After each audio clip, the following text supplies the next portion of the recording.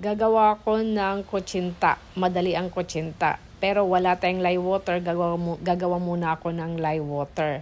Yung mga sukat ay ilalagay ko na lang siya sa description or sa title. Tapos, dito sa kabilang side, sinala ko yung mga harina. Glutinous flour pala yung ginamit ko at saka rice flour. Malagkit at saka yung hindi malagkit na bigas. Yung tubig na ginamit ko dyan, ay pakunti-kunti ko lang nilagay. Kasi hindi ko alam kung matakaw ba to sa tubig or hindi siya matakaw sa tubig yung harina. Para naman hindi tayo masubrahan sa tubig, kaya pakunti-kunti lang. Gumamit ako dyan ng sugar na liquid brown. Pwede kayong gumamit kahit anong sugar na gusto nyo.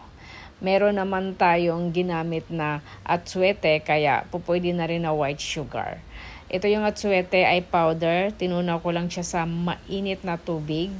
Isang kutsara ang ginamit ko dyan. Mikos-mikos ulit.